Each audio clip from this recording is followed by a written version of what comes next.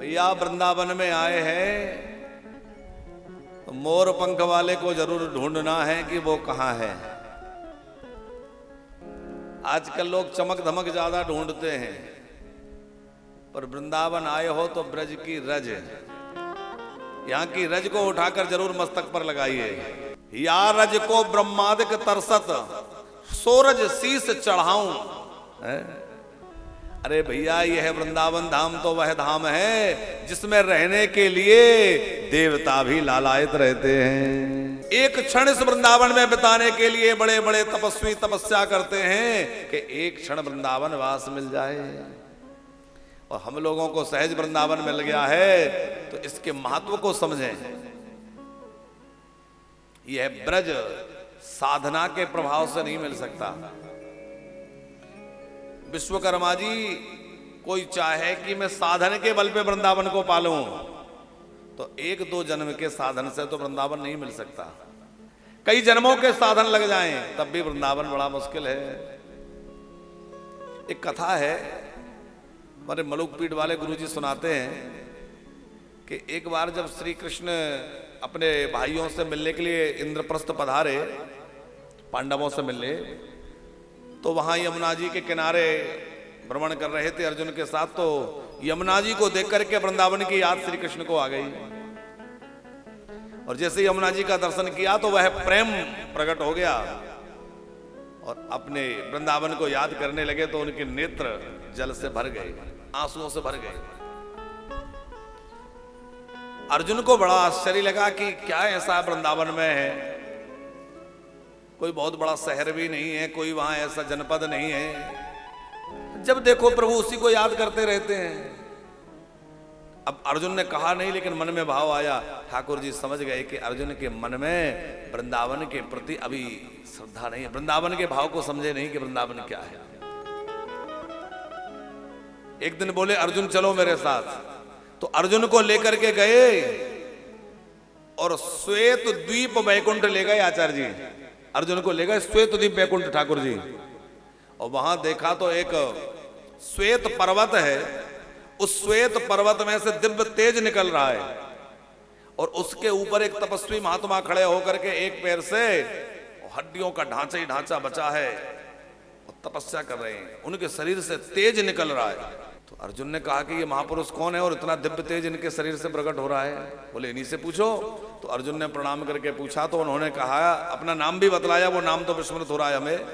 उन्होंने कहा मैं अमुक महात्मा हूं और मैं जो है अनेक जन्मों से यहां तपस्या कर रहा हूं। कितने जन्म हो गए, कितने वर्ष हो गए?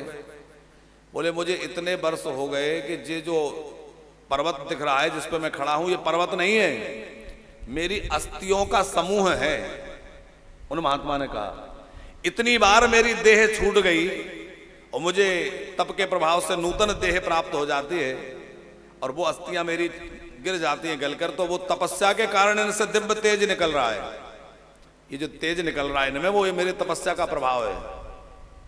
और जो पर्वत दिख रहा है ये पर्वत नहीं, मेरी अस्थियां हैं। अब आप विचार करो कि हड्डियों का पर्वत बन गया तो कितनी बार जन्म शरीर बदला गया होगा, कितनी बार उनकी कायाकल्प हो गया। तो अर्जुन ने पूछा कि इतनी कठोर तपस्या आखिर किसके लिए कर रहे हो? तो उन महात्मा ने कहा कि इतनी कठोर तपस्या में वृंदावन की प्राप्ति के लिए कर रहा हूं कि मुझे वृंदावन वास मिल जाए। मैं वृंदावन प्राप्ति के लिए इतनी कठोर तपस्या कर रहा हूं। अर्जुन ने कहा कि फिर तो काम बन गया, द्वारिकाधीश यहाँ हैं और यही तो वृंदावन बिहारी हैं, तो ये वृंदावन वास दे देंगे। महात्मा ने ठाकुर जी को प्रणाम किया। ठाकुर जी बोले कि देखो वृंदावन वास देना मेरे बस का नहीं है, क्योंकि वृंदावन का राजा मैं नहीं हूं, मैं तो द्वारिका का राजा हूं। वृंदावन की अधीश्वरी श्री राधा जी हैं, किशोरी जी हैं, वो स्वामिनी जी कृपा करें तो ही वृंदावन वास मिलता है, अन्यथा वृंदावन वास नहीं मिलता।